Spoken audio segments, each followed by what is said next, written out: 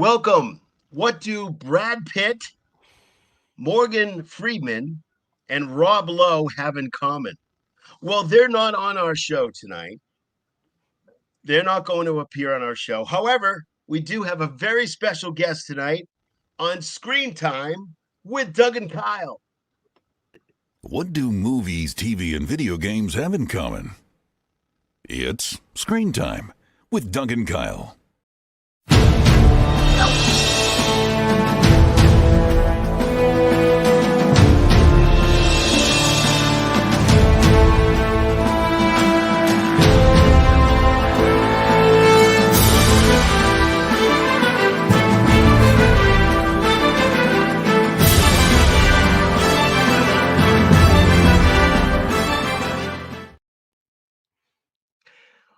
Welcome, everybody, to another episode of Screen Time with Doug and Kyle. We have a very special guest tonight. We are we're like humbled to have this guest on.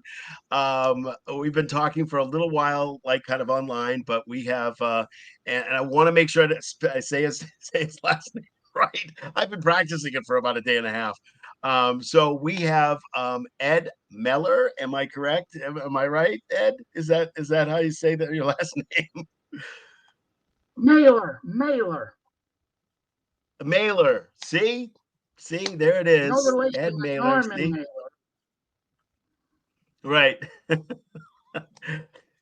Exactly. But, So I don't know who yeah. don't know who that guy is, but my name is Herman Abramovitz, and you guys don't look like Teledoc because I called in for a doctor's appointment with the computer. I don't really know how to use it, but you guys don't look like my doctor. My sciatica. Well, what seems to be the problem, Ed? It's Herman, and Herman, what seems to be the problem, Herman? It got a pain in my sciatica. It's really a pain in my rear, if you know what I mean. And I thought I dialed up my doctor, but obviously I got you two guys. I don't really know who you are, but do you have any medications you can offer to me to help with the pain in my ass? Excuse me. I hope there's not kids watching. Sure. We probably do. We have many medications. Pepto's always good. Pepto's good. I'm not sure about sciatica. You might want to take some Tylenol. Maybe the 650s. The 650s will definitely work. I'll call CVS and see if they can deliver it because I'm here in the senior home, and after this I got to go to you call it dinner, I call it supper. Late supper for us old people, and then I'm going to watch reruns of Lawrence Welk on TV, one of the old networks and stuff, and then I go to bed. Anyway, Herman Abramovitz, good to see you guys, and obviously you can't solve my problems, but anyway, there's somebody else I want to introduce you to. Hello, dear. Hey, Mrs. Doubtfire. Hello, dear. Oh, aren't you two lovely boys? How are you doing today, dearies? We're doing good. Oh, good. So, do you like a cup of tea? I always have a cup of tea in the afternoon, dearie. It's with a little lemon. It helps your throat and it relaxes you, dearie. Oh, and behind me I have my little doggie. Her name is Bella. She's my companion, dearie. And she's just a great little doggie, Do you have doggies? I'm more of a cat person myself, but no, he's a cat person. Him over there, cat person. But that's nice. That's good for your dog there. That's excellent. It's always good to have a little lemon twist in your tea. What kind of tea do you usually have? Oh, I buy the Lipton, dearie. It's the Lipton with the lemon and the ginger. It's good for the throat. You know what I'm talking about, dearie? I do. I mean, after yes. I have a cup of tea, it helped me to go, oh, hello. I can't do that without the tea. I always like mixing the icing in so that way you have your cream and your sugar. Oh, that's it. I remember that, dearie. Thank you very much. Is this CNN? No, actually, I think this is Nessun. Oh, I'm not talking to Anderson Cooper. Oh, I watch him every day. He's delightful, dear. But if you're from Fox News, we're going to have to end this right now because no, dearie, I don't do the Fox News. And cut. Bye, guys. And scene. Here he And is. And scene. Cut. that's cut it. Do we have to? Is that a take? Is that a real take? There? Are we good? That, Are we that's a good? Or do real we have to take. do it again? Do No, we have that to do was it a real again? take. Yeah, I know, one That's take that's great. Ed. That's what they call me. Anyway, I want to give a quick shout out to my sure. Tuesday bosses back in Pennsylvania, not far from you. Their names are Kayla and Kelly. I do a job on Tuesday different than the bakery, and they take care of me. Let's say financially wise, it pays really well. They're two of the sweetest ladies. They are watching right now. At least they told me they are. So hi, Kayla. Hi, Kelly. And they're just incredible. So I want to give a shout out to them. And they're not New Yorkers. They're Pennsylvanians, which means they're nice people. Which oh wow. Well, I hope my daughter's not watching because she actually goes to school in New York. So, Well, she's not but originally we from New won't York. talk about It's New York. okay. She's not. It's okay if she's not originally from New York. No, Um, she's not originally and from New they're just York. texting me that they're watching, so I better watch my mouth. No, I'm just kidding. I need the job, guys. I'm just No, kidding. that's fine. Hey, listen, you can shout out to anybody you want. This is a family show. We're very relaxed here, and so this is this one of the reasons why I contacted you was because I was on a site, and it was a site on Facebook, and it was the Better Off Dead, which Oh, it was from 1985, and it's a I joined movie that last with year. John Yeah, Cusack, and we were on that. I was on that site, and all of a sudden, Ed pops in was saying, "Hey, guess what? I I was was on Buster. that I was movie. Buster. I was in that." I was Buster in the classroom. Funny story. The director, Savage Steve Holland, gave me my very, very first break way back when, hundreds of years ago, when there was no internet or cell phones. There was a publication called Dramalog, and I answered an ad for, I think I was 16 or 17. I answered an ad for a nerd. Nothing's changed. Who goes on a first date with this beautiful young girl. It's a short film. It lasts about 6-7 minutes and was done by Savage Steve Holland. Mhm. And it was about a nerd that goes on a date with this beautiful girl, and it was called Buster's First Date. I have it on beta and VHS, if you know what I mean. You old I farts do. out there will know. Not you guys, but And so Steve got me he called me up, or I don't know how it happened. He says, I'm doing this movie, Better Off Dead. You want to be Buster again. This time you'll be a student in the classroom. And I have a couple lines, nothing big, but I worked with John Cusack, and it was a lot of fun. And my residual checks that I get now, and that was 19. Oh, look at that. There he is, Vincent Oh yeah, Cervelli. yeah. You just keep going. We're gonna show some of the. We're I'm gonna one of. show where you There you are in go. the So classroom here. watch the camera pan left, and you'll Yep. see somebody As that's soon as just you as see close to Louis talking. Armstrong talking to the pig in the bottle, Yes, yes, you he will was definitely a character. There he is, you will and there see I up am in the There in we the are.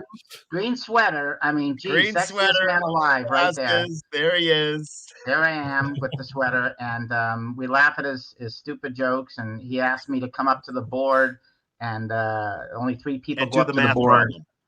to do the math problem. And I'm Right. told to, I don't know if it's a protractor, but just writes crap on the board and just pretend you know what you're doing and stuff. And John Cusack obviously doesn't know what he's doing, and everybody else kind of shows him up. There's the girl with the files, and the other kid, and there's the other girl. So All these um, ridiculous books. yeah, yeah. So I got that part from Steve Holland, who gave me my break in Buster's First Date, which is not on the internet. And he asked me to be in this. He also asked me to be in How I Got into College. And that's on my resume as Yes. well. And that Yes, that one, was in '89, right? Yeah. that was in 89. And so, yes, after this girl and Buster, so I get to go up to the board. There I am. Yep. And right now, my residual checks don't even pay for my senior coffee. They're down to like 18 cents. And Screen Oh. Actors Guild no longer mails the checks. I'm on direct deposit with them, so I get a direct deposit for 36 cents because the stamp would cost more than the check. Oh man. So yeah, I definitely need another job in the business. But there's the big scene. Thank you for showing it. Yeah. And Yeah. obviously John Cusack doesn't know what he's doing, and he gets showed up, and he wants the girl Diane Franklin in the movie, and they do the downhill ski thing and blah blah blah. You can rent it on Hulu, people, or however you get your movies. Yeah. It's all Well, streaming nowadays. Like, I certainly have it because it is one of my favorite. It's probably in my top 5 of movies, just because I happen to really like John Cusack, but not just that. I like the 80s movies, because the 80s movies had a certain way about it. Now, It was a certain theme that kind of went through the 80s. If you look at the 80s movies, One Crazy Summer was another one. yep. The I also Summer Rental I with was an John extra. Candy. I was an extra in Summer School with Mark Harmon. Oh, you were? Oh, wow. Yeah, oh, I was just an alright. extra. Now, here's the thing about that movie. Have you ever seen somebody come out of 2 classrooms at the same time? I do in that movie. Don't ask me how the director did it, but you see me come out of one classroom and another, wearing 2 different wardrobes. But you just reminded me of something. You probably don't know this about me. Maybe you do. Maybe Kyle, you have a chance to look it up. I had fun on Better Off Dead, but weird science at the very end of the movie, when Yes. Kelly LeBrock says, "Drop and give me 20." Yep. I was in the movie theater with my Little League team back in the 80s, that I was coaching then. I had no idea, and it was filmed at Bell High School in Los Angeles. I had no idea that the camera zoomed in on me. And she says, There were 2 "Drop." big guys next to you, right? Yes, and I'm the one that you can see through all of my 206 bones. That's how skinny I am. And and the camera was on me. I'm in the movie theaters in the San Fernando Valley with my Little League team, and I just dropped in my seat because I thought it was the big, what we call a big wide shot, master shot of all the kids in the gym. It was on me because I'm great at facial expressions. I had no idea, and then we hit our heads. We fall back on the gym mats. So that day we had an 8 o'clock call Wow. time. We didn't work all day till 5 o'clock. Now, when you're an extra, you get paid whether you work or not. And at 5 o'clock, they said, "Okay, we're going to use you guys." Class was in session in Bell High School that day, so all the kids in the school thought we were major actors. So they're like, "Oh, are you a big star? Can I have your autograph?" I'm like, "No, I'm just here for the gym scene. I'll give you my autograph, but it's not worth pay." But I had a lot of fun on that because the camera, you're probably looking it up, the camera was on me. I had no idea. And that's one of my favorite scenes. It's the very, very end of the movie before the credits go up. Yeah. Kelly LeBrock saying, "Drop and give me 20." It's a Wow. great scene. And that actually had an incredible cast too. It Anthony did. Michael Hall Yes. and Robert Downey Jr. were in that. Yep. Yeah, And it just really, really John phenomenal. Hughes did One of my favorites of the 80s also. John Hughes did that. He did what sweet Bill Paxton was in that too, right? Wasn't he? I Bill think so. Paxton? Yeah, I didn't work with him in Yeah. that scene, but the 16 Candles he did. I think he did Home Alone, right? That's John Hughes. Yeah. And oh yeah, yep. and I was an extra in another movie of his. Oh, I don't remember. It was a car scene. It was one of the teeny bopper movies. I don't remember off the top of my head. Yeah, But the big thing about John Hughes, Ed, and maybe you can I don't know if you had any interactions with him at all, being more of an extra than anything else. I don't know if you've had any interactions or at least heard some things that were going on. The biggest thing that everybody talks about with John Hughes is the fact that he kind of said, "Here's your character. Go in, find out what you decide what your character is going to be, and then be that character." So he gave them creative. In 16 Candles, I mean, Molly that's a Ringwald perfect talks about this example all the time. He talks about, you do, this is your character. You tell me what you want to do in the character. I'll tell you where it comes from, because it's coming from pretty much my life, being on a bus That's a director I would have and loved to having work with. those crazy interactions. But that's what I think. But what do you think about that? I would love that kind of freedom to do that. I just remembered the movie that I did with him where I was in a car scene, Some Kind of Wonderful. You can look it up. Really? Yeah, that was in Rancho Palos Verdes, which is south of LAX, kind of near Torrance, California. I was so young. I was an extra in that. It was a nighttime scene, so it was like 5 p.m. to 5 a.m. because it was a night scene. He directed it. It was so long ago. I was just in that one scene, but let me tell you a quick story. So I've been in probably 200 to 300 shows as an extra. I was wow. now Doug, you might know this. I don't know about Kyle because Doug's a couple years older. I was a regular extra now, no lines, regular on Mr. Belvedere. Really? Yep. I was a regular on the TV show Fame with a very young Janet Jackson, who I did not care for because she treated us not very well. You know what's funny? Actually, sorry, you mentioned Janet Jackson. I actually, oh no, wait, sorry, no, never mind. Sorry, I was getting the R's mixed up. Nope, never mind. Sorry, keep going. That's okay.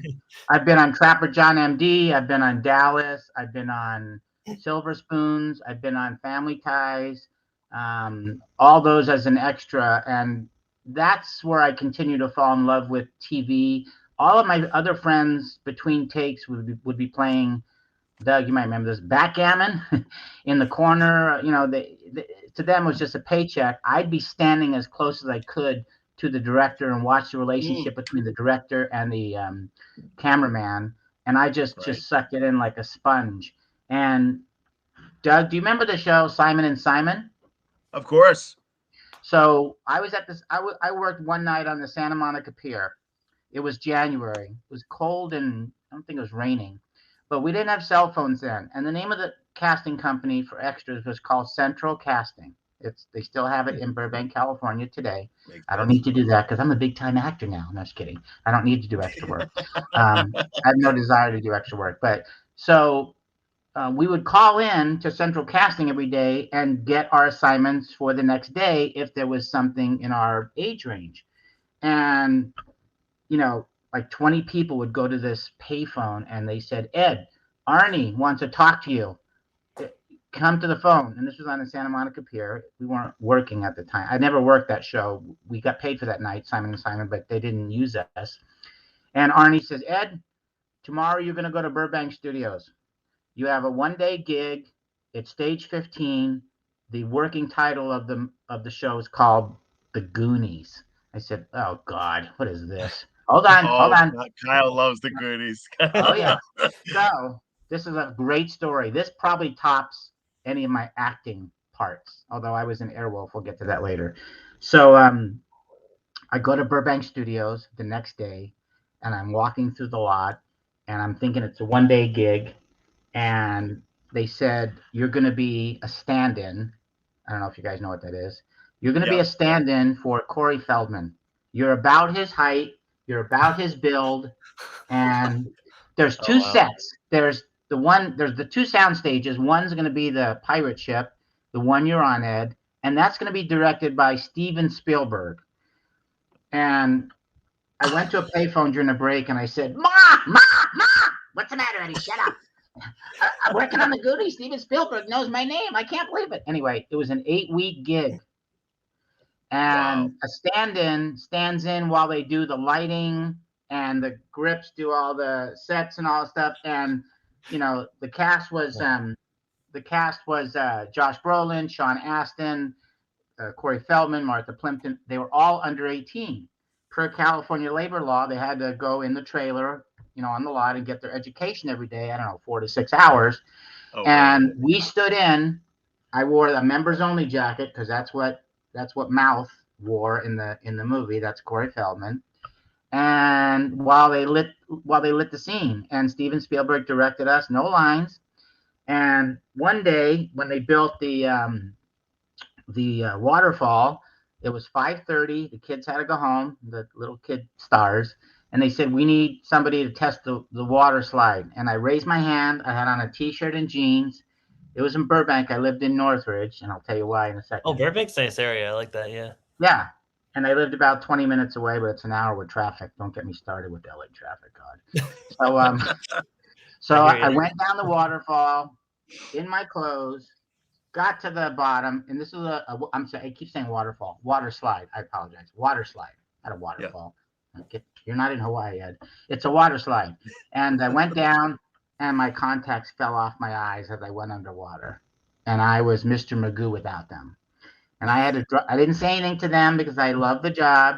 I was soaking wet. They gave me a couple towels. I didn't have a change of clothes. I got, I don't know, another $50, $100 for doing it.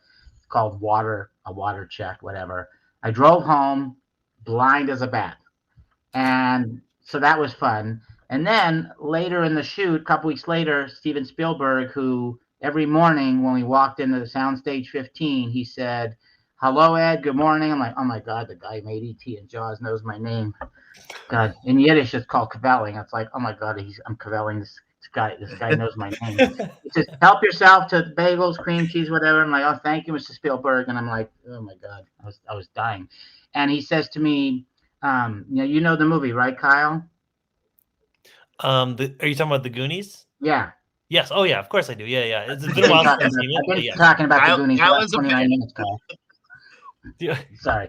So you know the scene where the Fratellis are chasing the kids through the cave?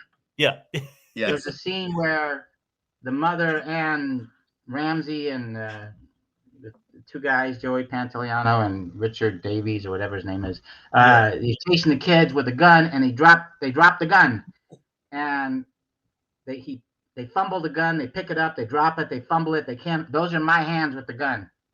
But you don't see my face. Steven Spielberg asked me to do that. Yeah, so it's in the movie, my hands. Wow. And I got extra for that. And then when they capture the kids on the ship, the pirate ship, they tie the kids' hands with rope. And that's me tying the kids' hands with the rope. It's a close-up. Oh wow, just for the close shot. Oh wow. Oh my God. Just this part, not my face. So Steven Spielberg asked me to do that too, and it was 8 weeks of just complete joy, and it was great. One day he said to everybody, he goes, "I'm having a friend come to the set tomorrow. Do not approach him. Do not talk to him. Do not ask for his autograph. Just don't do it." It was Michael Jackson. Oh my, no, stop. Really? I was 5 feet from the guy. I was like this. I'm like, woohoo. No, I didn't do that. He had just come off the Pepsi commercial where he burned his hair. There was an old man with him, about 75 years old. I thought maybe it was his grandfather. It was his bodyguard. But we weren't allowed to talk to him, and we couldn't ask for his autograph, but I got to see the King of Pop up close. He was a friend of Steven Spielberg. He was the quietest, shyest guy. All I heard him say was, "Oh, I'm just gonna sit in the corner. I'm not gonna bother anybody." That's exactly what he said. And a couple weeks later, he said, "Another guest is coming to the set. You can talk to her. She's singing the title song from the Goonies, Cyndi Lauper." Oh. So we were able to talk to her. So this is great. So I went up to her and I was just standing and I said, "Hi, my name's Ed. I'm going to stand in for the characters. I'm from New York too." And she said, "You're from New York? I'm from New York." And I said, "Oh my God, can I get your autograph?" She said, "Of course. Who's I make it out to?" And I said, "To Ed." And I got Cyndi Lauper's autograph. I don't know where it is in my boxes of junk here. But that was a lot of fun on the Goonies. So I think I took up enough of your time talking about it. But no. These are the stories you want to hear. Yeah, I mean, that was a lot of fun. Steven Spielberg knew my name. I met Michael Jackson. I didn't meet him. I saw him. He was literally 2 to 5 feet from me. I talked to Cyndi Lauper. That was a blast. But my big claim to fame was in 1985. I was on a show called Airwolf with Jan Michael Vincent, Ernest Borgnine, about the military helicopter that always saved us. I do remember that show, yeah. It was on CBS Wednesday nights, Channel 2, and one of the stars was Jean Bruce Scott, who was one of the stars of Days of Our Lives, who my mom and my aunt used to watch every day at 12 o'clock on NBC. And when the show premiered, she came to my apartment in Northridge and came to our watch party, if you will. My mom was like, "Oh my God, she's a celebrity and stuff." And I was 22 years old. It was my first big acting part. I got $7,000 for the week. My first residual check was $3,000. Somebody asked me a few weeks ago, "What did you do with your first residual check?" I'm like, I don't know. I think I bought my first car for like $1,900, back then. You mean you didn't But frame it? the check? Oh, I have it somewhere. I cashed it, of course, but No, no, I was going to say, if you it's frame it, you somewhere. can't cash it. It was 38 years ago, man. Long I know. ago. Well, I'm just saying, if you But frame it, you can't cash it. So, one of my favorite movies of all time is The Poseidon Adventure, the original one back in Oh, the Gene 1950. Hackman version, right? oh, Gene Hackman and And Ernest yeah. Borgnine. So Ernie There Borgnine you was go. one of the stars of Airwolf. So one day we're sitting in the Oh, helicopter. You guys gotta watch that episode. I have a lot of lines in that episode. I play one of 4 high school kids that go down to South America for an archaeological dig. We get captured by the gorillas, the bad guys, not the ones who peel bananas with their feet, not those gorillas, but the guys with. That's my funny line. But I have a lot of lines. I have a lot of lines in that one. I think it's on Hulu. The episode's called Short Walk to Freedom, and it's a season 2, episode 22. I have a residual check coming in a few weeks from Screen Actors Guild SAG for $1.36 because I check my SAG app every day. And the other day it says, "Oh, you're getting a check for $1.36 after taxes," and I'm like, "Oh, I think I need to change my exemptions to 0 so I can get more." Single 0. Yeah, so it's literally pennies and stuff, but I'm grateful for it and stuff. It's more comical at this point, but I definitely need new acting work. I just signed with a new agency in December called Rage Talent in Calabasas, which is where the Kardashians live. Um, and they represent me, Joanne Smolin. Shout out to Joanne. She represents me for TV and film. And early in 2023, I signed with Saint Agency, Chris Saavedra, for commercials and print. And I've been on several auditions. Nothing yet, but I did get a few callbacks last year. You got to remember, COVID just shut the industry down 2 years ago, and yeah. that was just bad for all of us. And then the SAG strike last year, killed 2023. So Hmm. you know, people that know me know my story. I was a single dad. I raised 2 wonderful kids who are thriving. Lexi, who is about to give birth any day now. She lives in Central California. I'm going to be a grandpa of a Oh my boy. God! Oh, Yeah. Congratulations! congratulations. That's If it, great. if it Awesome. comes during this podcast, I'll have to cut out. I'm just kidding. It could come in now. And Well, then my younger well, daughter. we can certainly get her the code so she can just pop right in. You can see Yeah, whatever's going on. I don't bouncing baby boy. Yeah, she's know. she's she's white. He's Filipino. He's also a nurse. My daughter's an RN, so they're both nurses, and they they help people in the ER and stuff. They're both RNs. My younger daughter Marissa lives in Henderson, Nevada. Both kids were raised in Thousand Oaks, California, where I still reside, and I'm one proud dad. My daughter Marissa is getting married in 1 month from now, March 2nd, and in North Las Vegas, and I'm so proud of both of them. They are just thriving in their careers, and you know, grew up as normal as possible. Didn't need therapy. Their grades were off the charts. They both graduated with way over 4.0, and I'll take 1% of the credit as a single dad, making that 99%. So I'm one proud dad, but I'm pooped, man. It's just me and the dog now, and she don't ask for a cell phone or an ATM card, so I'm good.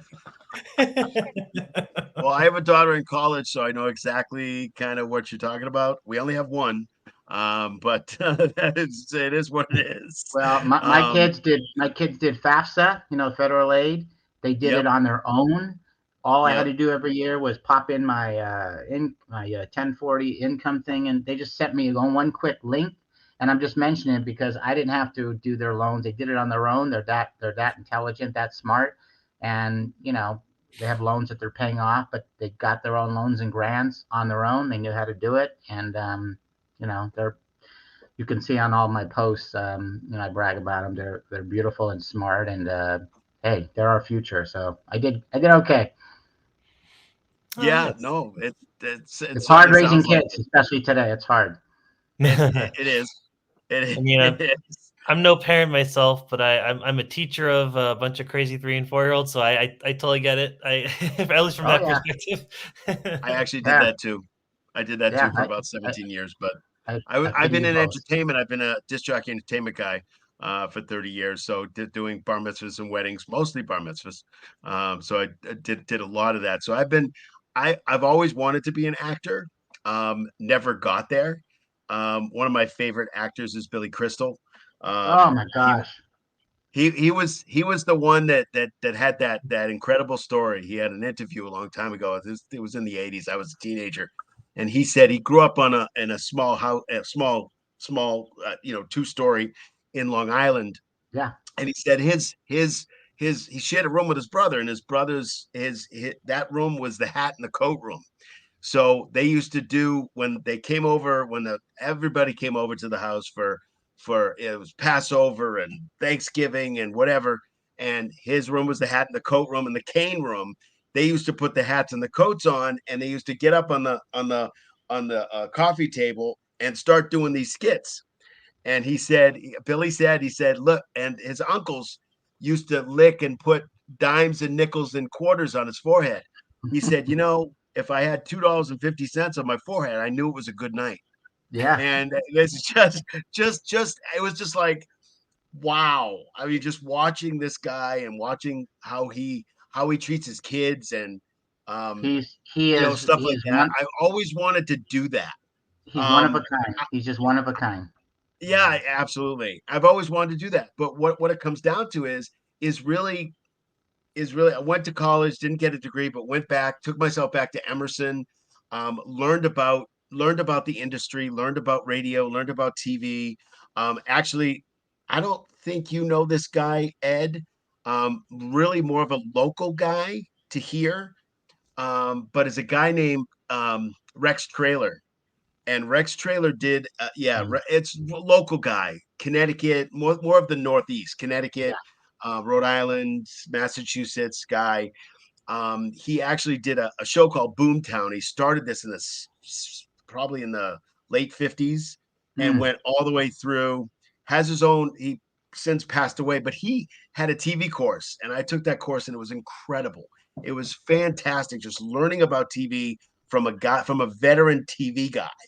Um, I learned so much about radio, TV, film. I had people go out and I had some friends go out to California and be Jay Leno's executive producers.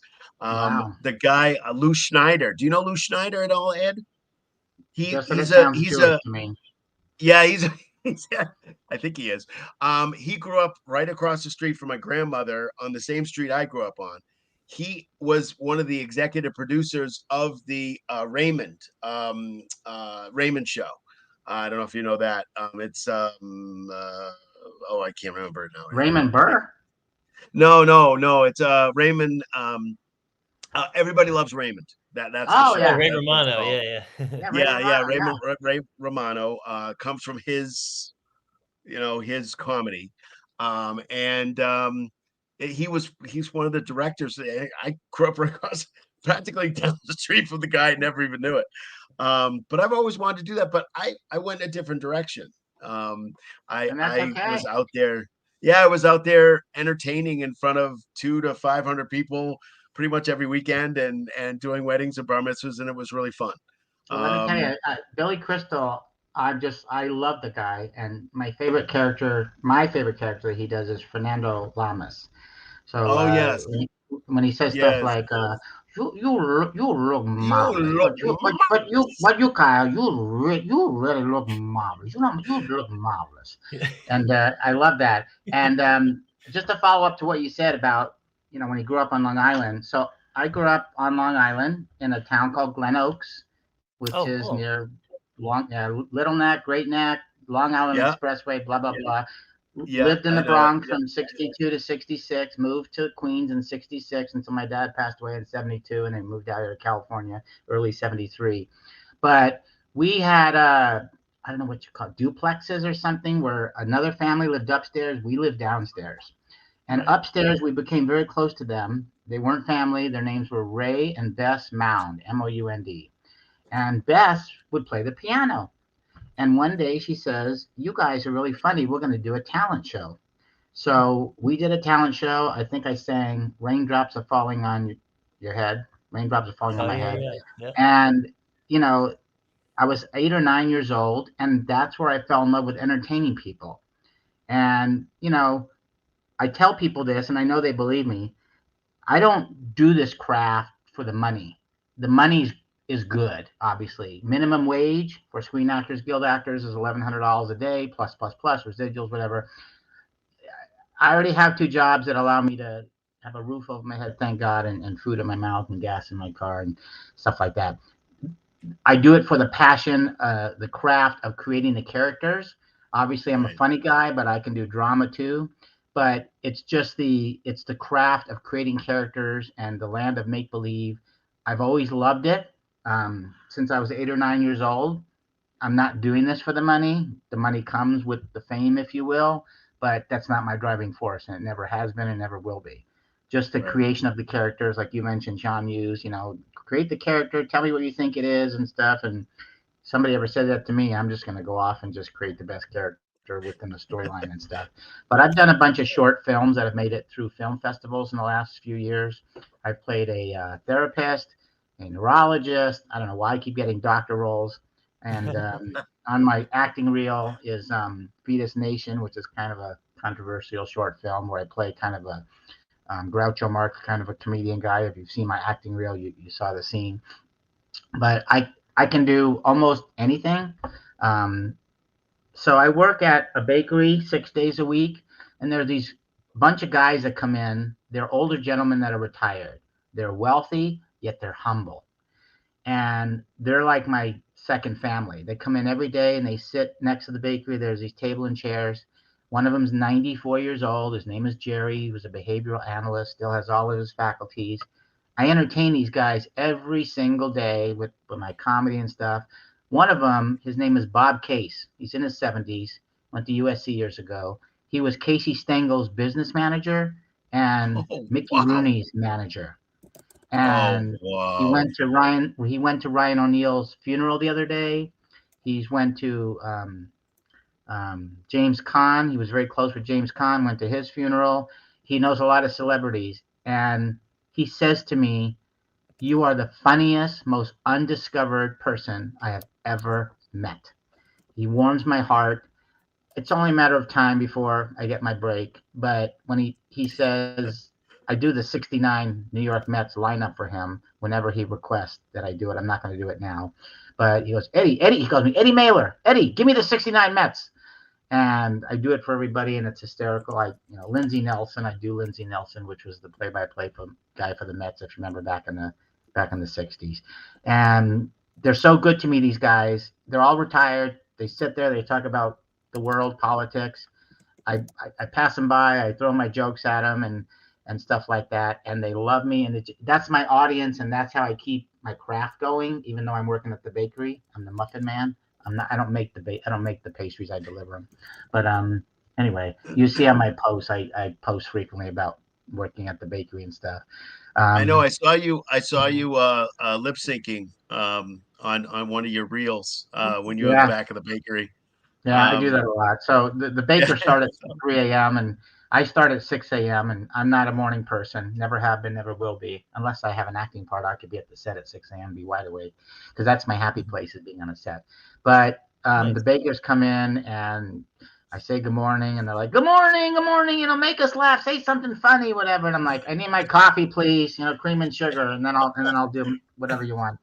But they've been there since 3 a.m. and I walk in, one eye shut. But so my point is, I keep the comedy going. Life is short, and so am I. But I try to turn everyday life events into comedy, kind of like Seinfeld used to do. You only live once. Be a good person. Let somebody cut in front of you in line in the grocery store, and just be a good person and make people laugh. Making people laugh makes me happy. That makes me happy. And I have a TikTok. I do TikToks and stuff, and I don't know. I like to create stuff that makes people happy. That brings me joy and pleasure in life. Is the dog dead? Let's see. I don't know where the dog went. We can start walking with you. I think she drove herself to happy hour, so she's gone. But no, she's in the other room. Anyway, I didn't need to talk, but the reason I related to Billy Crystal is because my brothers and I have an older brother and a younger brother, so I'm in the middle. We also did skits too. the first things we started to do was impressions.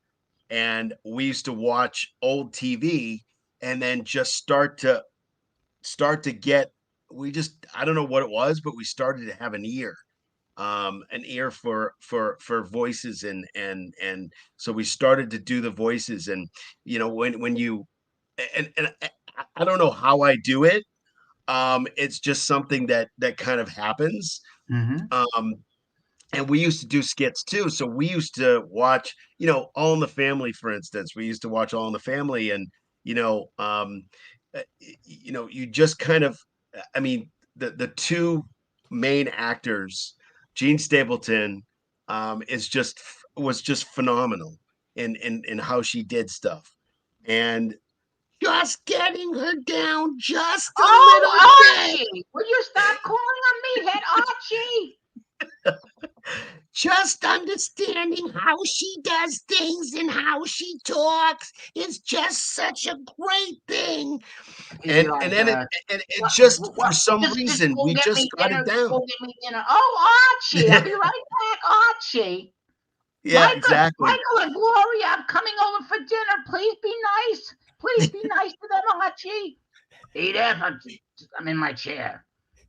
Edith, get me a beer, huh? Give me a It, it's beer. just it's just one of those things that, I mean, what we start off with, like, easy stuff. Like John Wayne used to be something. We did the presidents, those kinds of things we just Yeah, kind of started with. this was Ronald Reagan in every cabinet meeting. Well, Mr. President, are you awake? Well, that's it. Mr. Well, President, what do you dig for in Nancy, Texas? Well, Nancy, where are my teeth? I just need to know, because I think I was in. Wait, where was I? I was in the bedroom, and then I think I was in. Hold on. Wait. I see. The Secret Service guy has them. Sorry. It's just. Oh, we did Jimmy Carter, and we used to watch Saturday Night Live. Saturday Night Mr. Live was like. Gorbachev, tear down this wall. Right, exactly. What we used to absolutely, we watched Saturday Night Live, and Saturday Night Live used to give us those Oh my characters, God. and Who Eddie is your Murphy favorite and Dan character ever Aykroyd, on and SNL?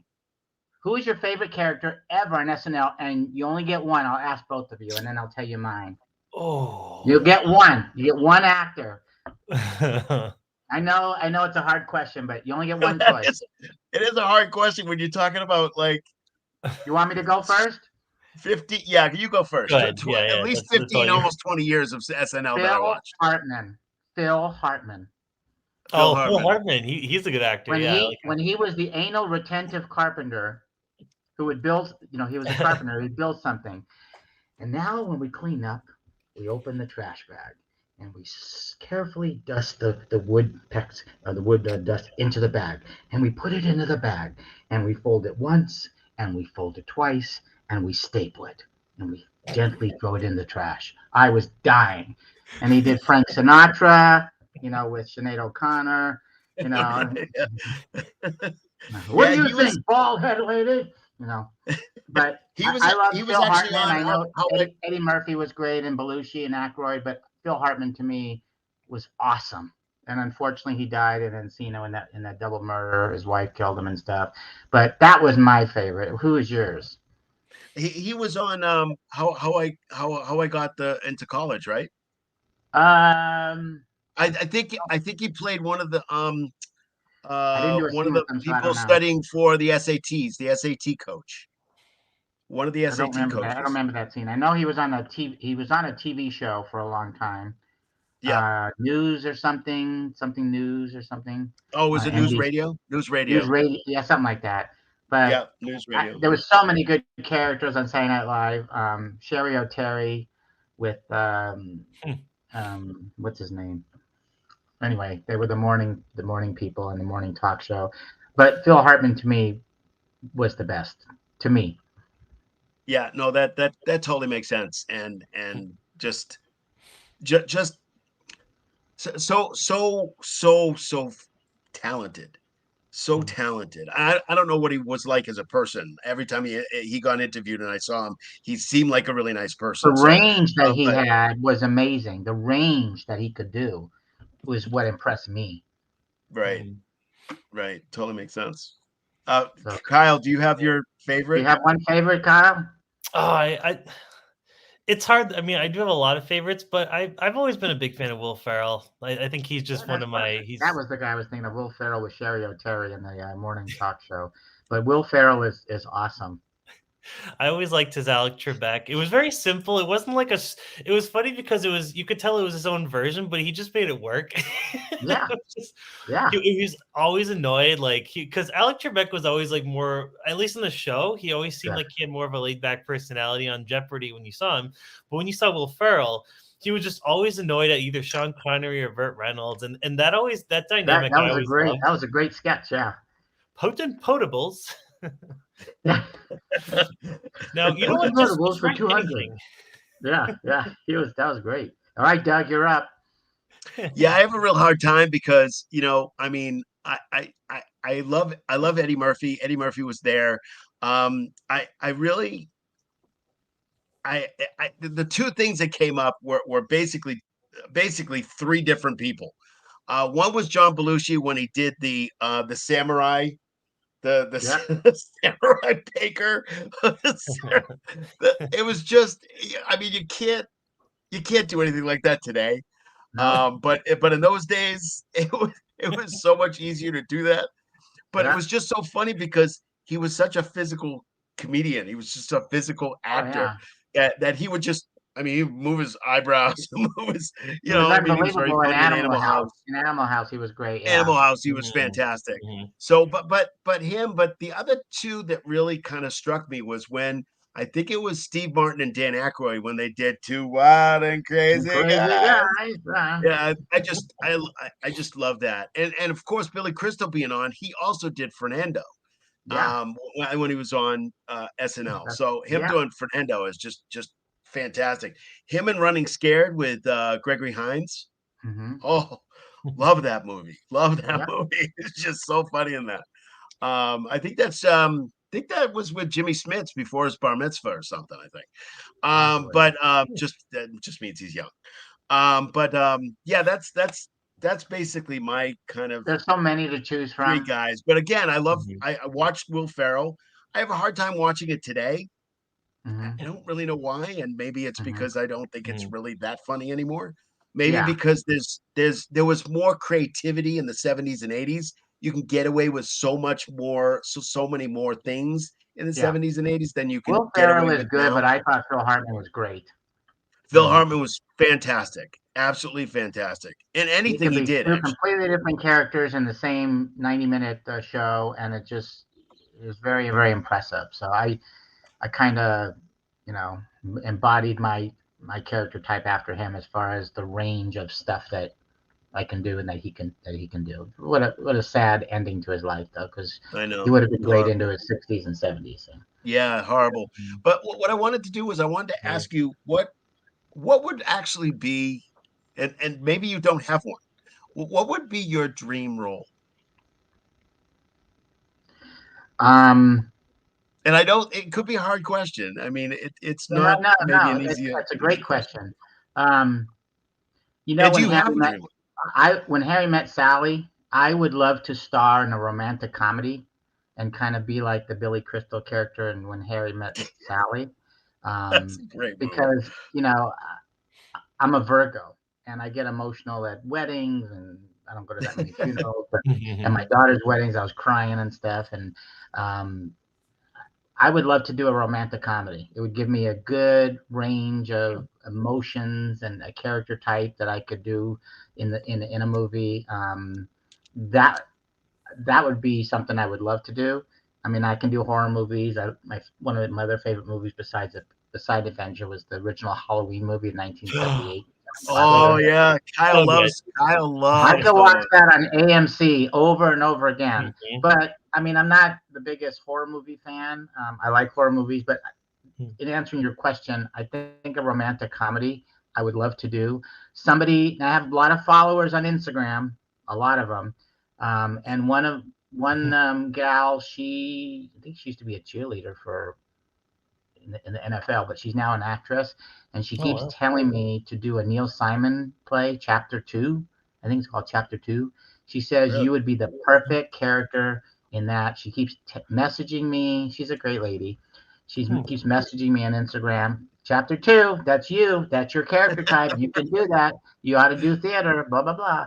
And I'm humbled by that as well. But I guess in short answer, I would love to do a romantic comedy, which would give me a a range of different emotions with my character and stuff, and hopefully it'll be a happy ending where I get the girl. I mean, the best is when they're in the restaurant and she Mm-hmm. says, "Well, I can fake anything," blah blah, and she just goes into this whole thing. Oh, yeah. Do you know who the lady is that said, "I'll have that. I'll have what she's having"? No, but I know that line. That there's a lady that watches this whole scene, and he says, "So, did you decide what you want?" Says, "I'll have what she's having." Yeah, That's Rob that'd be great. Reiner's mother. Oh my gosh, I love Rob Reiner. That's Rob Reiner's mother. So Carl Reiner's wife. What was that? I'm sorry, I didn't get that. Carl Reiner's wife. Yeah, Oh, okay. yeah. Yeah, I don't know her name, but obviously Carl Reiner was Rob Reiner's dad. Loved Carl Reiner, and so that must have been Rob Reiner's mother. Yeah, it's Rob Reiner's mother who actually did that line. Yeah, no, I need to It was, Google that later and watch it again. Yeah, it was I yeah, didn't know you got you definitely got to do that. Definitely got to do that. But so that would really be your dream role. Would be something like Yeah, I think that would be great. Hopefully it would be a box office smash, but I'm not worried about that.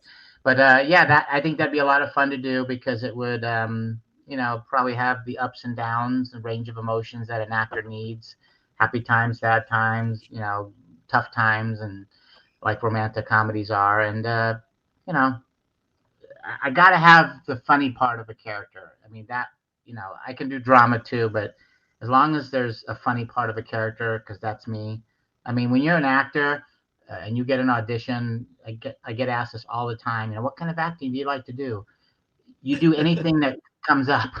anything, I had a, they'll pay me I had a, $1 for, please. I had a commercial audition 2 weeks ago. You saw me post about it. I can't name the product because I'm not allowed to. I didn't get a call back. I thought I would, but you know, when you're on the spot and you get a audition on a Monday to submit either a self tape Monday night or Tuesday or going in person, you don't have a lot of time to develop the character.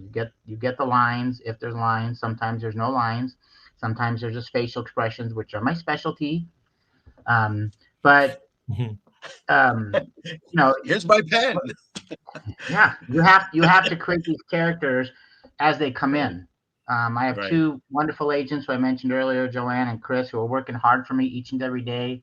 When auditions come in, you get what you get, and beggars can't be choosers. Certainly, when I don't know if I mentioned this earlier, when I was raising my kids as a single dad, I wasn't acting. I stopped. I had no reason to ever go back into it because my focus was my kids, not my personal life, but raising my kids. And I mentioned I did a good job. They're thriving. And then when they moved out of the house, went to college, I said, you know what? This is 5 years ago now. I never lost the itch for acting. Ed, you need to go back into it.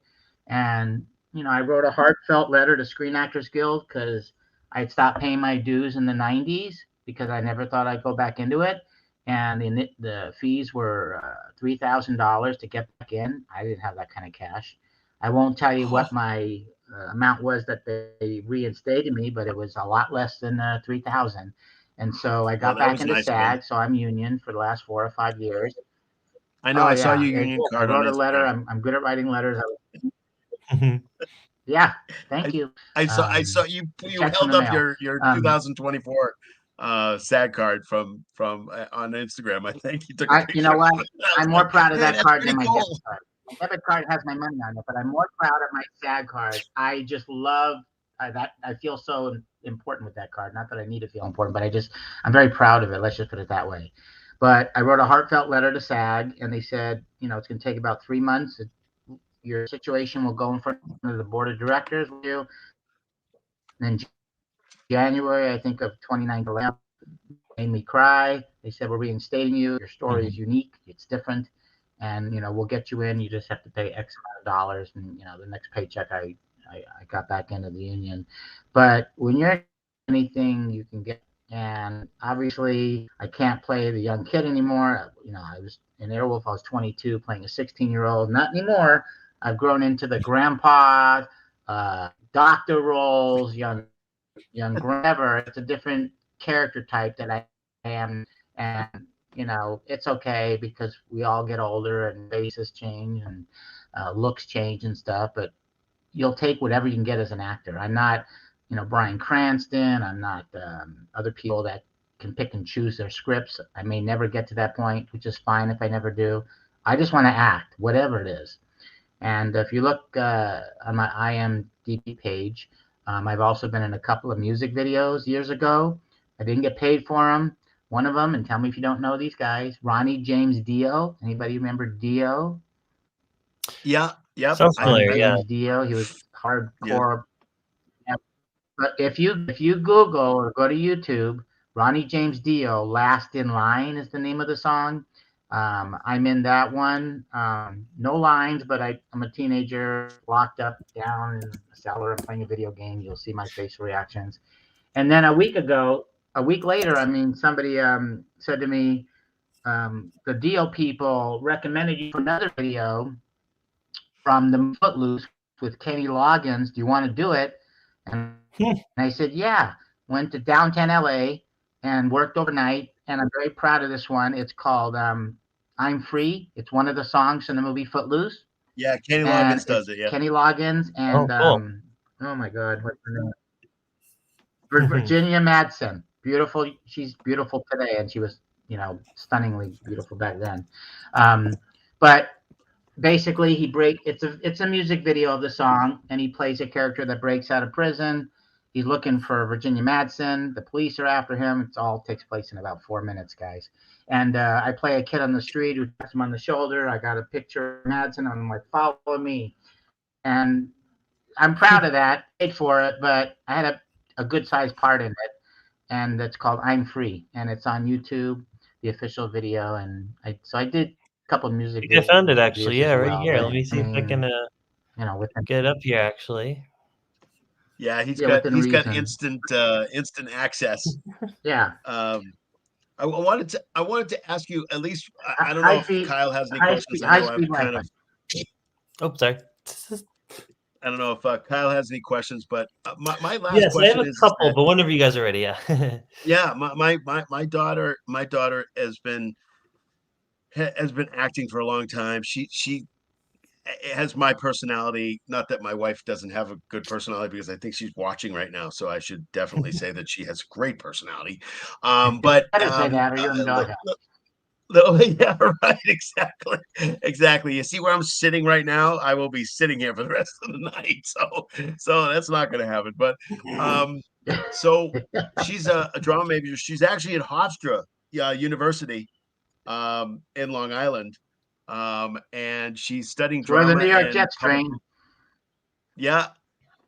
She's studying drama. She's got a major in Fade to Black. That's that was fun. Oh man, that's great. Yeah, I didn't get paid a dime, but you know what? That was fun. So when you get asked to do something and you're an actor, you do it, unless you're one of these big time actors that I want $15 million to do it. No, I'll do it for a box of Cracker Jacks, as long as I could keep the prize and like. Yeah. Anyway, so basically, really, really, the last question I have for you, Ed, is with all the stuff that you've done, and again, you just showed us a whole bunch of stuff. You told us a whole bunch of stuff. I think my daughter wants to do more PR than she does the acting thing. I mean, we talk all the time about the acting thing. She would love to be on Broadway, but Broadway's behind too, just like everybody else is. At Broadway's at least 3 or 4 years behind because of COVID, and then the people that have just graduated are now trying to get in it. So it's even more behind. So she's doing some other stuff and blah blah and that kind of thing. My question to you is, what advice do you have for a person who says, you know what, I want to be an actor or actress. This is what I want to do. How do I do it? What's the advice? What is? I know you have to have a hard shell. We talked about hard shell. We talked about, you go to auditions, you don't get things a lot. You get more no's than you get yeses. I mean, those are the kinds of things that we talked about. But you, as a person who has actually done this, what is your advice to somebody who Mhm. may want to get into this? Well, it's a tough business, and I'm glad I'm a tough kid from New York. I believe in myself. I believe in myself more than other people have believed in me. I will never, till you put me on, give up on my dreams. You need a headshot. You need a good headshot. That's your business card, if you will. You need acting classes. Sometimes it's not what. And by the way, I don't put this on my social media, but I have a friend whose husband is the executive producer of The Conners on ABC. His name is Bruce Oh, Rasmussen. The guy's pulling for me. Twice in the last year, I came this close to getting on The Conners as a part in an episode, small part. Most recently, last December. He got outvoted by the other executive producers. He's a fan of mine, and I'm a big fan of his. His wife, I grew up with in middle school and high school. She went to UCLA, wrote for many shows, including, I think, Everybody Loves Raymond. And she's an author now. Her name is Leslie Rasmussen. But Bruce is a big fan of mine. He likes all of my posts. I'm a big fan of his. So the next time you see me, I may have a small part in The Conners. Nothing imminent, but twice now I almost got on. Hopefully, third time's a charm. If you believe in yourself, I hate to use this cliche, because you can be president of the United States if you want to be. You can do anything in this world. You just have to keep at it. Rejection is not my specialty. Patience is not my specialty. But as a older, mature adult, I have to deal with not getting the part, move on, and go to the day job and continue, roof over my head. But if it boils down to, Doug, how bad do you? I want bad. I can taste. I got people who are not in the business who love me, who say, "You're gonna get it. You make it." That is good to hear. I love to hear that. But you know, I'm just gonna keep at it. I believe in myself. I believe in my abilities. And many actors, many actresses did not gain fame until their 50s, 60s, and even 70s. I don't want to wait that long. But it is what it is, and this is the time in my life that I'm at. I have, few regrets. Raising my children was my greatest accomplishment in my life, but now it's me time. It's time to focus on Ed and my career, my acting. That's what I be.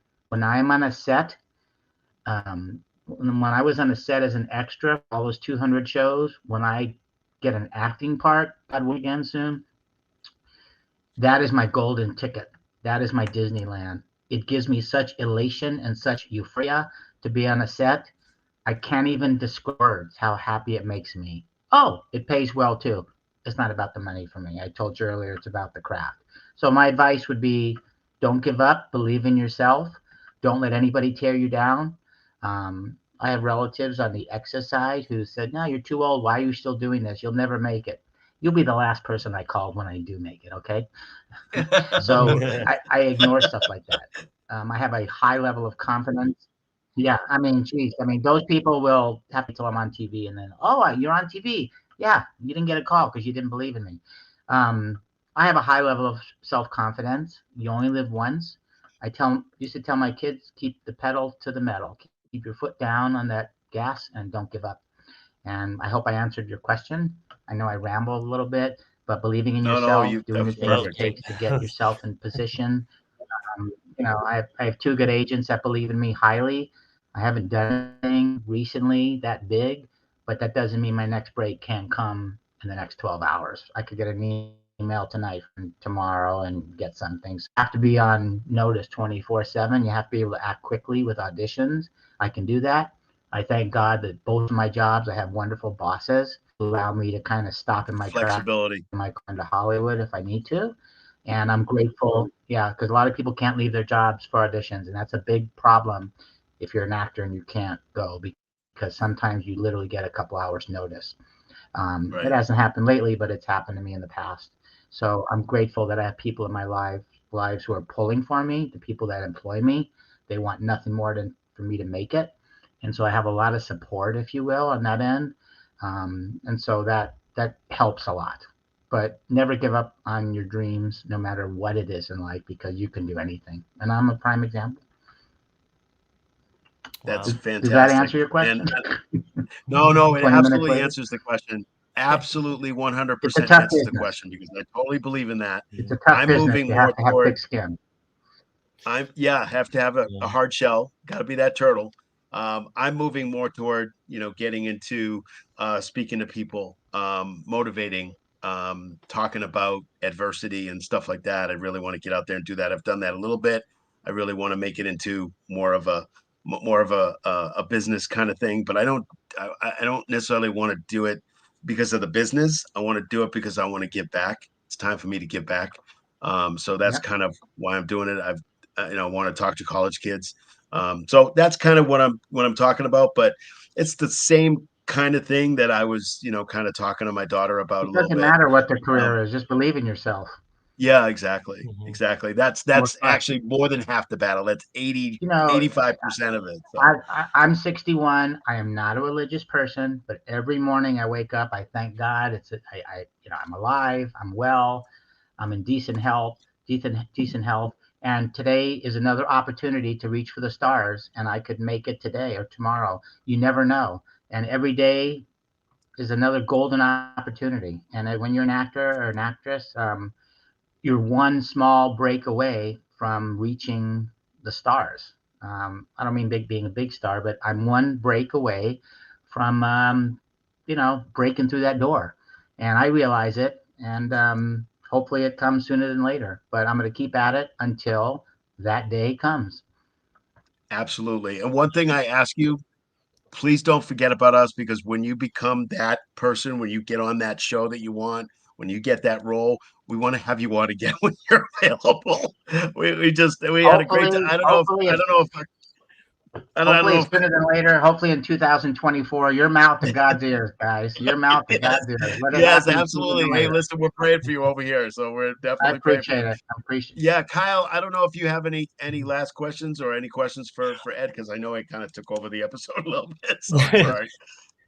No, it's all good. No, just two questions. Actually, one's from me, and the other one's from Brian. Actually, he commented earlier on, and I'll start with actually Brian's question really quick. He was asking about what was your time on the Better Off Dead set like with Toby, Darren, and Jonathan, which I guess were the other nerds. And were there any memories from the production that you can share? Or I know you Um, probably talked about some of the memories from yeah, earlier I, on, but I, I only did the one scene in the classroom.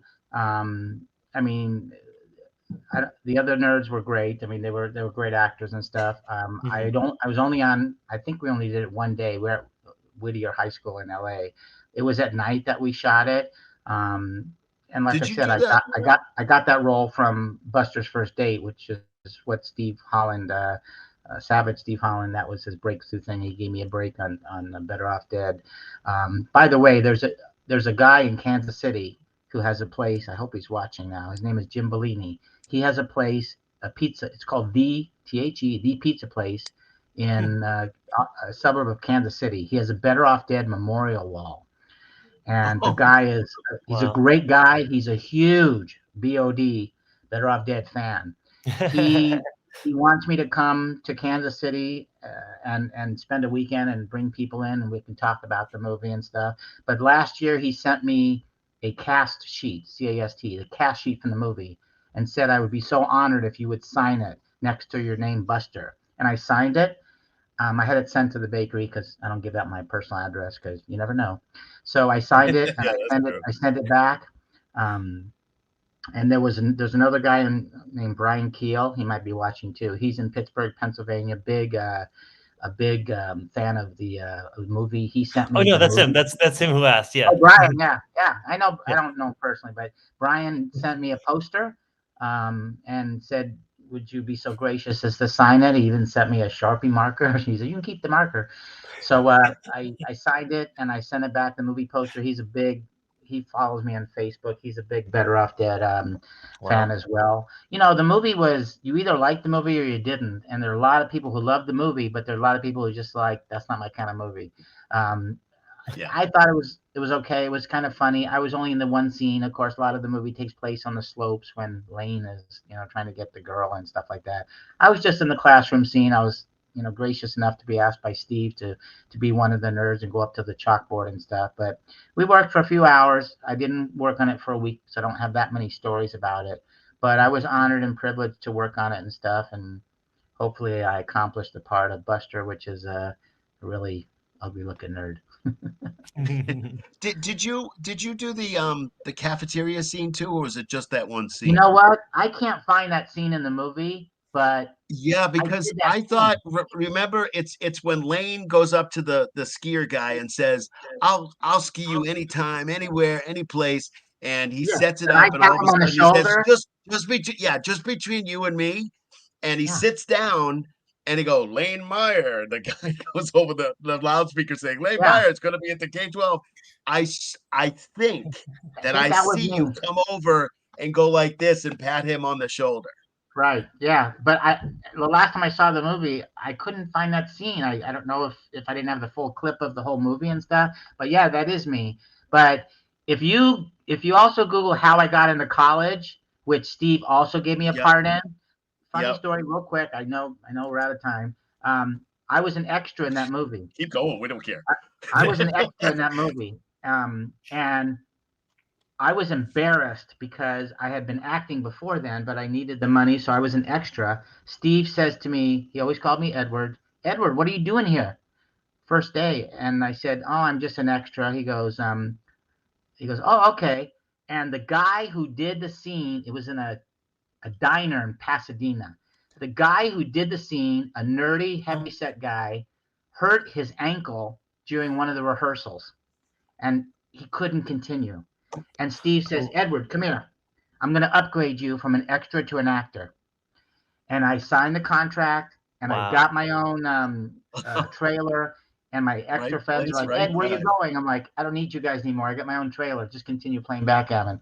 And it's a scene where I'm dancing like a nerd in the diner. You got to watch a scene. I don't think I have any lines, but um, they're talking, the main actors are talking at the counter in the diner, and I'm dancing, doing these. Steve says, "Just dance like a nerd. You're dancing in front of the tables, in front of these girls. You're doing all, just keep dancing. Just keep dancing until we yell cut." And it's pretty good shot of me and stuff. So when you have time, look at that as well. That's pretty funny. Again, I got to thank Savage Steve Holland, who I think did the graphics on that game show Whammy, with the Whammy. What is it called? Um, he's a very talented guy. I can't remember the name of the show. Where you hit the whammy. There's a remake of it now on ABC Oh, on right. Wednesday Yeah, night. yeah. I know what you're talking Pressure about. I just luck, don't know. pressure luck, pressure luck. I think Oh that's what it's. wow. Oh, Yeah, but Steve was one of the producers or did the animation on it and stuff. Very talented guy, but he gave me those 3 breaks and stuff, and you know.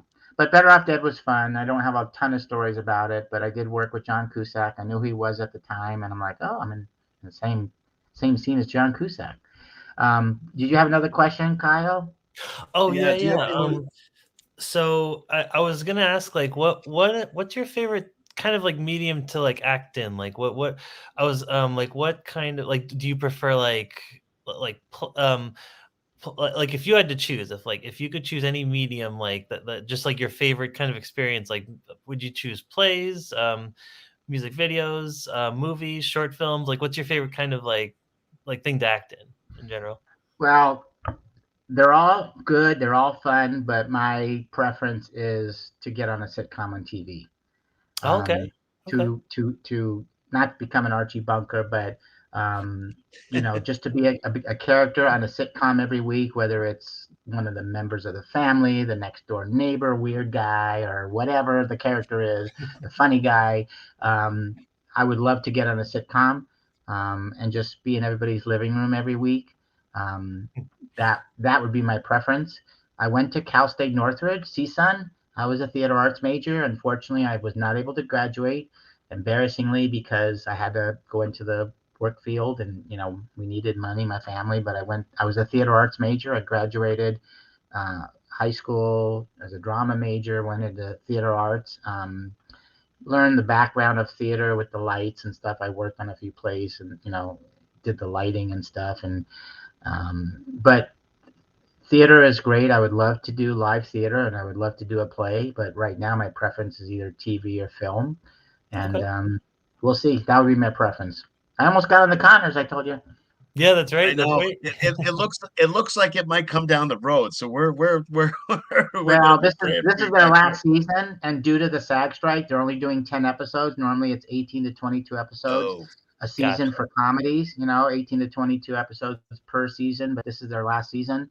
It's the old Roseanne show, if you remember. yeah, They I'm killed her surprised off. Oh, that it right. that it was able to go on with without her, Yeah, just it's because. season 6. It's great actors, great writing, great script. And this is John I their love Goodman's last on John that, season. right? Goodman. Oh, Yeah, I love John yeah. John Goodman. Goodman. John Goodman's one of my favorites. I'll tell you. When he Well, when he he was when he he played was in Revenge of the Nerds. when He he was in played Revenge. Babe Ruth, being a baseball Yeah, he player. played the Babe too. Oh, Yeah, yeah, that's yeah, That he right. was played great. the Babe. Yeah, Yeah, he lost a lot of weight since then. He's very, very thin now because he's yeah, he changed his was on the diet. West Mhm. Wing too. He was on the West Yeah, Yeah. Wing, one of my favorite yeah, programs too. yeah. And Barton Fink. That's actually one of my favorite John Mm, Goodman movies too. I love that yeah, movie. Super yeah. underrated. He's a very, very nice man. I haven't had a chance to work with him. I almost did, but we'll see. But I would, all mediums are great. My preference would be TV or film. TV would be number one. Cool. Yeah, a good friend of mine. I don't know if he's a friend, but we follow each other on social media. Tony Robinette. He was on Night Court, the new Night Court show with John Oh, okay. Larroquette, and I would love to be on a show like that because the characters on that are wild and zany and crazy, and I can do that. I can do wild and zany and crazy. Nice. Yes, So it's yes. all The acting. I'm not like that in real life, but I can do that. It's in my DNA to do whatever the director wants and make funny faces. I have a rubber face like Jim Carrey, and I can do faces and stuff, and that's what comedy is all about. So whatever it takes, I can do. That's right. No, that's great. John Cryer's on a new TV show too. Yeah, Um, the he's ex, the yeah, husband he's on guy. a new Yeah, show and I'm it's very more of that funny. mold. I'm more of that mold, the John Cryer mold. Hmm. Yeah, That's oh, he's kind of fantastic. zany acting I Just can do. Yeah, another I just another 80s star that has continued to be a star of today, which is yeah. phenomenal. And he probably doesn't But have to work another day in his life from all the residuals if they had him back then in Two and a Half Men. But when you're an actor, you're always evolving. You always want to, Mhm. learn. You can teach an right. old dog new tricks, and you don't have to play the same character every time. And I just want to be diverse and be able to play, drama and horror and comedy, and I just want to be able to do it all and stuff. But one step at a time, even at my age.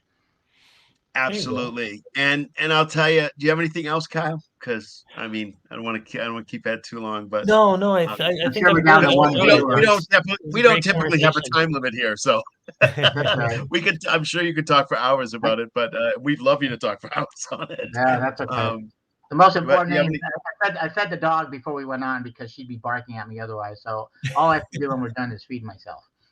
Oh, feed you, right? Exactly. No, that sounds great. But Kyle, you have anything else, or are we? No, I'm good. That was a wonderful conversation I was saying earlier. Yeah, That was awesome. that I, was fantastic, Ed.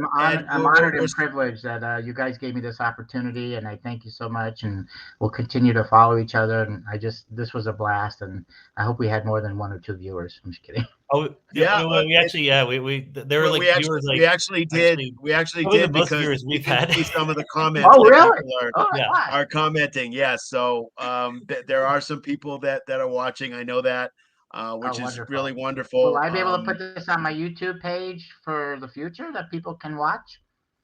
I think so. I mean, if not, I mean, I can send you the Or link and any kind of link that they can watch it at their Yeah, convenience. yeah, yeah. Yeah, we Mhm. can send you the link, or people can just go to YouTube and they can go to the link. For each As you page. saw scrolling down, Yeah. we can certainly Kyle can send you a link. That's no problem. That's no issue. And then you can send it to whoever you want to send it to. Wonderful. Yeah. But And we are if you want to put it on your own page too, that's fine. We're totally cool if you can find a I'm way going to to get put that out in there. as much of my social media as I can, just so people can know more about me if they didn't Oh already. yes, absolutely. Mhm. And we're also we're on we are on Instagram too. My daughter actually got me into putting not just a page up, but she has a podcast, and obviously I have a podcast, and so she has something. She taught me about something called Linktree. So on our Instagram page, Kyle I and think I I, saw our that. Yeah. screen Mhm. time. Yep, there's a little link and it's called Mhm. Linktree. And you click on that, and it goes right to all of our episodes. We're also on Spotify, and we're continuing, right, Kyle? We're Yep. continuing to put our stuff on Spotify too. Oh yeah, this So episode's going up. anybody that can't watch us like live I don't can have just Spotify, plug it. but my daughter in Nevada has Spotify. Yeah, yeah, yeah. Just plug it in the car, and you can listen for the drive, the commute that you have, especially in LA. I mean, I've been there once or twice or whatever, but I know that we've never driven there, so we've never driven around in that Well, area. the It's last terrible. audition, I did last week, I went to a working actor's house. His name is Jeff Pride, and he lives in LA. It took me an hour and 40 minutes to Oh, go 29 miles oh, oh Wow. man. because I Oh had to man, be at that's his house at crazy. 11:30. I had to be at his house at 11:30 in the morning. I left my house at 9 o'clock. I have this Ed rule that whenever I go to LA or Hollywood, it's 18 to 22 miles, but I always leave 2 to 2.5 hours early. Oh man. Wow. Especially there's traffic on the 101, the 405. Those of you in California know what I'm talking about. And you could get stuck in traffic any time or any night of the day. You cannot be late for auditions. If you Oh are, no, most of the time, you're out. Next, you're out. Ed You're Oh. didn't out show up immediately. next. So I would rather Right. get there, find parking, pay for parking, sit there, go to a Starbucks, be early and relax, learn my lines even more than be late. So traffic out here is horrendous. And I've been in California 51 years as of yesterday, and I still cannot Wow. stand the traffic. It's absolutely I terrible. honestly, I told it's funny because I only went there one weekend. It was like a long weekend for one of my friend's wedding. He actually got married up in Glendale, and I Okay, stayed that's in my Burbank. Burbank. So I went. I remember I was like, I had kind of a day off. It was like the day before like the wedding and stuff. I'm like, okay, what can I do? So I tried to drive to the observatory, and you're right. Same like I hopped on the highway. And it was like 1 p.m. I'm like, oh my god, like what's going The on? observatory is not that far from Glendale. It's not that far. It's I think it probably took me 10 like miles, if that. yeah, it took me like half an hour to get there. I'm like, this shouldn't take this long. That's right. Yeah, it's terrible. It's part of living out here, though. It's very, very expensive to live out here. I've lived out here 50 years, and my rent is a lot of money. But my kids moved away. They don't want to be in Thousand Oaks anymore. It's too expensive. I tell people I have to be near Hollywood. I Mm, have to be near LA because that's where the auditions are. That's where the acting is. I mean, they right. can fly me to Atlanta or Mexico City. I have actor friends who've worked there, but you have to have your base in LA. And in order to do that, you need to live here. In order to do that, you need to have good paying jobs. My leasing office here, my apartment complex, they don't give a crap what I do for work. The rent's due on the first. So I got to keep money coming in with regular jobs. I don't know how some of these actors live when they don't have regular jobs. They live with 2, 3, 4 roommates. I Mm. can't do that. That's too many people for me. Too many dirty dishes in the sink. Anyway, um, Yeah, uh, definitely. So, hey, listen, we had a great time. Stay on for a few minutes while we kind of end the programming. We end our show. But we had a great time. We thank you so much for coming on. This was fantastic. Lots of great knowledge. Lots of and people who are very interested in hearing what you have to say, which is great. But again, thank you so much for coming on. We had a great time. thank you guys. I'm honored and privileged. Thank you for the opportunity. All right. Yeah, that was awesome. All right, Kyle. I think we're All ready to Are we make our ending. kind of wrap it up. Yeah, hope you guys have a good night, and we'll catch you guys next time on Screen Time. We'll see you With guys. Doug and Kyle. Yeah. Thank you, guys. Thanks. Thank you, Ed. Take care. Bye bye.